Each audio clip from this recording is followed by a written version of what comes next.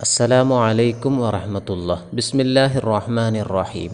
4ാം class തജ്വീദ് 4, 5 പാഠങ്ങൾ. 2 പാഠങ്ങൾ ഒന്നിച്ചാണ് പറയുന്നത്. 4, 5 പാഠങ്ങളിൽ ഇദ്ഗാമുകളെക്കുറിച്ചാണ് പറയാൻ പോകുന്നത്. 3 തരം ഇദ്ഗാമുകളുണ്ട്. ആ 3 തരം ഇദ്ഗാമുകൾ ഏതൊക്കെയാണ് എന്നും ഇദ്ഗാമിൽ പ്രത്യേകം ശ്രദ്ധിക്കേണ്ട കാര്യങ്ങൾ എന്തൊക്കെയാണെന്നാണ് ഈ പാഠങ്ങളിലൂടെ നമ്മൾ പഠിക്കാൻ പോകുന്നത്. നമുക്ക് പാഠഭാഗത്തിലേക്ക് തന്നെ പ്രവേശിക്കാം. സുക്കൂനുള്ള ഒരു അക്ഷരത്തെ ശേഷം വന്ന ഹർക്കത്തുള്ള അക്ഷരത്തിലേക്ക് ചേർത്ത് ശ്രദ്ധയോടുകൂടി ഒരു അക്ഷരമായി ഉച്ചരിക്കുന്നതിന് ഇദ്ഗാം എന്ന് പറയുന്നു. സുക്കൂനുള്ള ഒരു അക്ഷരത്തെ ശേഷം വന്ന ഹർക്കത്തുള്ള അക്ഷരത്തിലേക്ക് ചേർത്ത് ശ്രദ്ധയോടുകൂടി ഒരു അക്ഷരമായി ഉച്ചരിക്കുന്നു. ഇതിന് ഇദ്ഗാം എന്ന് പറയുന്നു. ആദ്യത്തെ അക്ഷരം സുക്കൂനുള്ളതും രണ്ടാമത്തെ അക്ഷരം ഹർക്കത്തുള്ളതുമാകുമ്പോൾ ഇദ്ഗാം ചെയ്യൽ നിർബന്ധമാണ്. ആദ്യത്തെ അക്ഷരം സുക്കൂനുള്ളതും രണ്ടാമത്തെ അക്ഷരം ഹർക്കത്തുള്ളതുമാകുമ്പോൾ ഇദ്ഗാം ചെയ്യൽ നിർബന്ധമാണ്. ഇദ്ഗാം ചെയ്യുന്ന 2 അക്ഷരങ്ങൾ ഒരുപോലെയുള്ള അക്ഷരമാണെങ്കിൽ അതിന് ഇദ്ഗാം മുതമാസിലൈൻ എന്നാണ് പറയുന്നത്. ഇദ്ഗാം ചെയ്യുന്ന 2 അക്ഷരങ്ങൾ ഒരുപോലെയുള്ള അക്ഷരമാണെങ്കിൽ അതിന് ഇദ്ഗാം മുതമാസിലൈൻ എന്ന് പറയുന്നു. നമുക്ക് ഇദ്ഗാം മുതമാസിലൈനിയുടെ ഉദാഹരണം നമുക്ക് നോക്കാം. ഇളുരിബി ആശ്വാക്ക, ഇളുരിബി ആശ്വാക്ക. ബാഇനെ ബായിലേക്ക് ഇദ്ഗാം ചെയ്തു. ആദ്യം സുക്കൂനായ ബ ആണ്, ശേഷം ഹർക്കത്തുള്ള ബ ആണ്. സുക്കൂനായ ബായിനെ ഹർക്കത്തുള്ള ബായിലേക്ക് ഇദ്ഗാം ചെയ്തു. ഇദ്ഗാം ചെയ്യുമ്പോൾ പ്രത്യേകം ശ്രദ്ധിക്കേണ്ടത് ആദ്യത്തെ അക്ഷരം എപ്പോഴും സൈലൻ്റ് ആയിരിക്കും, രണ്ടാമത്തെ അക്ഷരം ഷദ്ദുള്ളതുമായിരിക്കും. ഇളുരിബി ആശ്വാക്ക. ഇവിടെ ആദ്യത്തെ ബാ എന്നുള്ളത് സൈലൻ്റായി വരുന്നു, രണ്ടാമത്തെ ബാ ഷദ്ദോടുകൂടി ഉച്ചരിക്കുന്നു. ഇതിനെയാണ് ഇദ്ഗാം എന്ന് പറയുന്നത്. ഇവിടെ രണ്ടും ബാ ആണ് നമ്മുടെ ഇദ്ഗാമിൻ്റെ അക്ഷരങ്ങൾ. രണ്ടും ബാ ആയതുകൊണ്ടാണ് ഇദ്ഗാം മുതമാസിലൈൻ എന്ന് ഇനത്തിൽ ഈ ഉദാഹരണത്തെ ഉൾപ്പെടുത്തിയത്. മറ്റൊരു ഉദാഹരണം നോക്കാം. ലം തസ്തതി അലൈഹി സ്വബ്റാ. ലം തസ്തതി അലൈഹി, തസ്തതി എന്നുള്ളത് ഐനാണ്. അതിൻ്റെ ശേഷം ഒരു ഐന് വന്നു. ഐനിനെ ഐനിലേക്ക് ഇദ്ഗാം ചെയ്തു. ഐൻ എന്ന അക്ഷരത്തെ അഥവാ സുക്കൂനായ ഐനിനെ ഹർക്കത്തുള്ള ശേഷം വന്ന ഐനിലേക്ക് ഇദ്ഗാം ചെയ്തു. ഇത് ഇദ്ഗാം മുതമാസിലൈനിയാണ്. ബൽ ലാ യഖാഫൂന. ബൽ സുക്കൂനായ ലാമാണ്, ശേഷം ഹർക്കത്തുള്ള ലാം. സുക്കൂനായ ലാമിനെ ഹർക്കത്തുള്ള ലാമിലേക്ക് ഇദ്ഗാം ചെയ്തു. ഇദ്ഗാം മുതമാസിലൈൻ. ഫമാ റബിഹത് തിജാറതുഹും. ഫമാ റബിഹത് ത ആണ്, തിജാറതുഹും അതായിലേക്ക് ഇദ്ഗാം ചെയ്തു. ഫമാ റബിഹത് തിജാറതുഹും.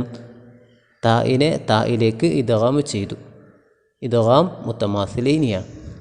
വഖദ് ദഖലു. വഖദ് ദഖലു. വഖദ് ദാലാണ്, ദഖലു ദാലിലേക്ക് ഇദ്ഗാം ചെയ്തു. ഒരേ അക്ഷരമാണ്, ഇദ്ഗാം മുതമാസിലൈനിയാണ്. ഇന്നശ. ഇവിടെ സുക്കൂനായ നൂനിനെ ഹർക്കത്തായ നൂനിലേക്ക് ഇദ്ഗാം ചെയ്തു. ഇവിടെ ഒരേപോലെയുള്ള അക്ഷരമാണ്, അതുകൊണ്ട് തന്നെ അത് ഇദ്ഗാം മുതമാസിലിയാണ്. ഈ ഉദാഹരണത്തിന് നമുക്ക് സുക്കൂനായ നൂനിൻ്റെ ഉദാഹരണത്തിലുള്ള ഇദ്ഗാമിലേക്ക് നമുക്ക് ചേർക്കാവുന്നതാണ്. സുക്കൂനായ നൂനിൻ്റെ ശേഷം നൂന് വന്നു എന്നുള്ള കാരണം കൊണ്ട് അവിടെ ഇദ്ഗാം ബിഗുന്ന ചേർത്ത് മണിച്ചോതുക എന്ന സുക്കൂനായ നൂനിൻ്റെ നിയമവും കൂടി നമുക്ക് ഇവിടെ മനസ്സിലാക്കാൻ പറ്റും. ഇനി നമ്മൾ ശ്രദ്ധിക്കേണ്ട മറ്റൊരു കാര്യം, നീട്ടാനുള്ള വാവ്, യാ തുടങ്ങിയ അക്ഷരങ്ങളെ മുതമാസിലൈനി ആയാലും ഇദ്ഗാം ചെയ്യുന്നതല്ല. നീട്ടാനുള്ള വാവ്, യാ തുടങ്ങിയ അക്ഷരങ്ങളെ മുതമാസിലൈനി ആയാലും ഇദ്ഗാം ചെയ്യുന്നതല്ല. അഥവാ നീട്ടാൻ വേണ്ടി വന്ന വാവോ യാ ഓ അതിനുശേഷം ഹർക്കത്തുള്ള വാവോ യാ ഓ വന്നാൽ യഥാർത്ഥത്തിൽ ഇദ്ഗാം മുതമാസിലൈനിയാകുന്ന രൂപമാണ്. എന്നാൽ ഈ രൂപത്തിൽ ഇദ്ഗാം ചെയ്യുന്നതല്ല. അതിൻ്റെ കാരണം മദ് ഇല്ലാതാകുമെന്നുള്ളതാണ് അതിൻ്റെ കാരണമായി പറയുന്നത്. നമുക്കതിൻ്റെ രണ്ട് ഉദാഹരണങ്ങൾ നോക്കാം. ഫീ യൗമിൻ, ഫീ, അവിടെ ഫീ എന്നുള്ളത് യാഇന് സുക്കൂനാണ്. ശേഷം യൗമ് എന്നുള്ളതിലുള്ള യാഇനിക്ക് ഹർക്കത്ത് വന്നു.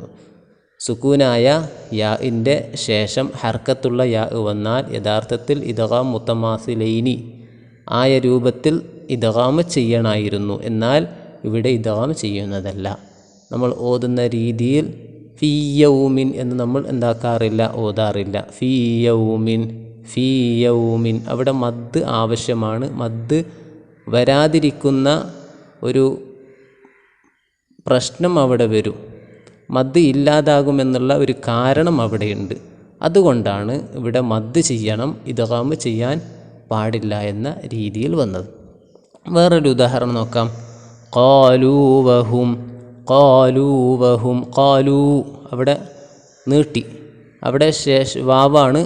ഖാലൂ സുക്കൂനായ വാവാണ്. അതിൻ്റെ ശേഷം ഇനി വരുന്നത് വഹും, ഒരു ഹർക്കത്തുള്ള വാവാണ്. സുക്കൂനായ വാവിൻ്റെ ശേഷം ഹർക്കത്തുള്ള ഒരു വാവ് വന്നാൽ യഥാർത്ഥത്തിൽ ഇദ്ഗാം മുത്തമാസിലൈനിയാണ്.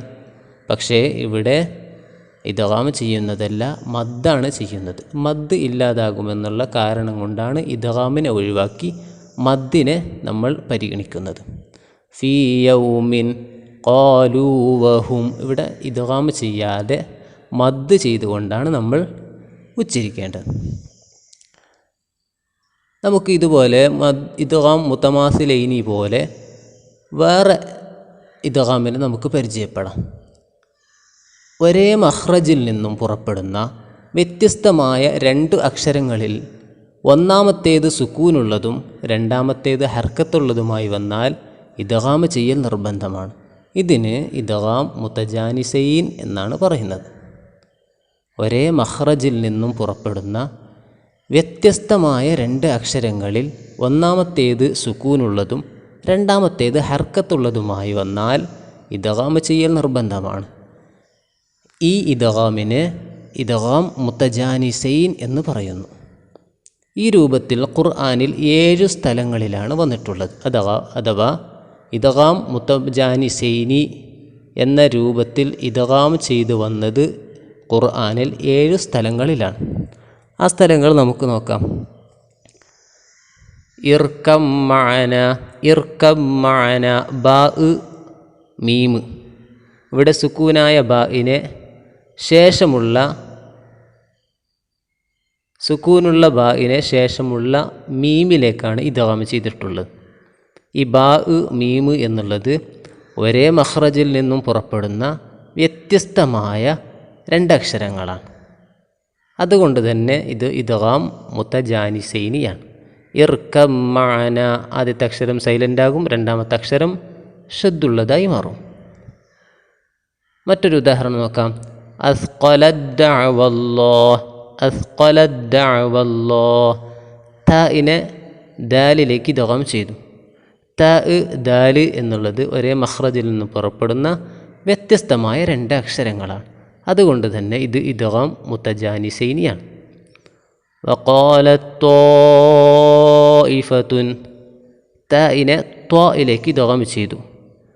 ഒരേ മഖ്റജിൽ നിന്നും പുറപ്പെടുന്ന വ്യത്യസ്തമായ രണ്ട് അക്ഷരങ്ങളാണ്. അതുകൊണ്ട് ഇദ്ഗാം മുതജാനിസൈനിയാണ്.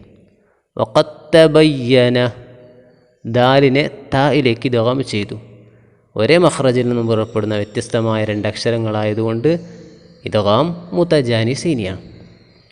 ലഇം ബസത്ത, ത്വാഇനെ തായിലേക്ക് ഇദ്ഗാം ചെയ്തു.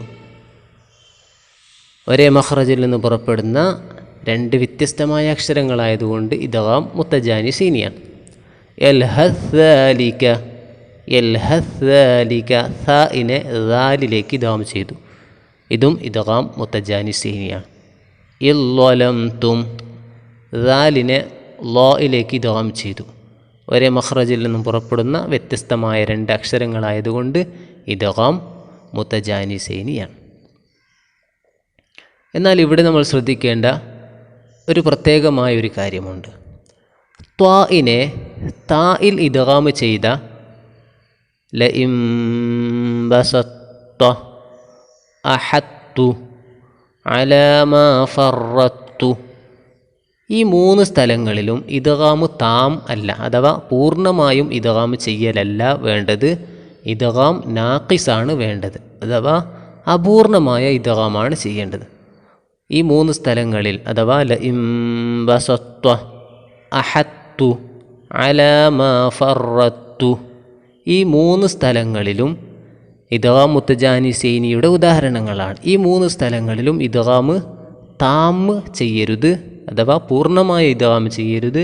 ഇദ്ഗാം നാഖിസ് അഥവാ അപൂർണമായ ഇദ്ഗാമാണ് ചെയ്യേണ്ടത്. ഇനി നമുക്ക് മറ്റൊരു ഇദ്ഗാമിനെ കുറിച്ച് നമുക്ക് പരിചയപ്പെടാം. മഖ്റജിൽ വളരെ അടുപ്പമുള്ള രണ്ട് അക്ഷരങ്ങൾ, ഒന്നാമത്തേത് സുക്കൂനുള്ളതും രണ്ടാമത്തേത് ഹർക്കത്തുള്ളതുമായി വന്നാൽ ഇദ്ഗാം ചെയ്യൽ നിർബന്ധമാണ്. ഇതിന് ഇദ്ഗാം മുത്തഖാരിബൈൻ എന്നാണ് പറയുന്നത്.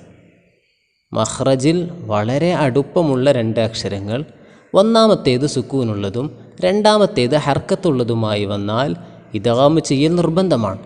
ഈ ഇദ്ഗാമിനാണ് ഇദ്ഗാം മുത്തഖാരിബൈൻ എന്ന് പറയുന്നത്. മഖ്റജിൽ വളരെ അടുപ്പമുള്ളതോ കൂടുതൽ വിശേഷണങ്ങളിൽ യോജിച്ചതോ ആയ ഹർഫുകളെ മുത്തഖാരിബൈൻ എന്ന് പറയുന്നു. മഖ്റജിൽ വളരെ അടുപ്പമുള്ളതോ കൂടുതൽ വിശേഷണങ്ങളിൽ യോജിച്ചതോ ആയ ഹർഫുകളെയാണ് മുത്തഖാരിബൈൻ എന്ന് പറയുന്നത്. ഇതിൽ ലാം എന്ന അക്ഷരം റായിലും ഖാഫ് എന്ന അക്ഷരം കാഫിലും മാത്രമേ ഇദ്ഗാം ചെയ്ത് വന്നിട്ടുള്ളൂ. ലാം റായിലും ഖാഫ് കാഫിലും ഇദ്ഗാം ചെയ്തതായിട്ടാണ് വന്നിട്ടുള്ളത്. അതിൻ്റെ ഉദാഹരണങ്ങൾ നമുക്ക് നോക്കാം. ബർ റബ്ബുക്കും, ലാമിന് ശേഷം ഹർക്കത്തുള്ള റാ വന്നു, സുക്കൂനായ ലാമിന് ശേഷം ഹർക്കത്തുള്ള റാ വന്നു. ഇവിടെ ലാം റാ എന്നുള്ളത് മഖ്റജിൽ വളരെ അടുപ്പമുള്ള അക്ഷരമാണ്. അതുകൊണ്ട് തന്നെ ഇദ്ഗാം മുത്തഖാരിബൈനിയാണ്. അലം നഖ്ലുക്കും, അലം നഖ്ലുക്കും, ഇവിടെ ഖാഫിനെ കാഫിലേക്ക് ഇദ്ഗാം ചെയ്തു. ഇത് ഇദ്ഗാം മുത്തഖാരിബൈനിയാണ്. ഇതുപോലെ നമുക്ക് ഇദ്ഗാമുകളെക്കുറിച്ച് ഉദാഹരണങ്ങൾ സഹിതം കൂടുതലായി നമ്മൾ പഠിക്കുക. ടെക്സ്റ്റ് പുസ്തകങ്ങൾ നോക്കി പാഠഭാഗം കേൾക്കുക. ആവർത്തിച്ച് കേൾക്കുമ്പോൾ കൂടുതൽ അറിവുകൾ നിങ്ങൾക്ക് ലഭിക്കും. ഒരു പാഠം കഴിഞ്ഞാൽ അതിൻ്റെ മുൻപത്തെ പാഠവും കൂടി പഠിക്കാൻ ശ്രമിക്കുക.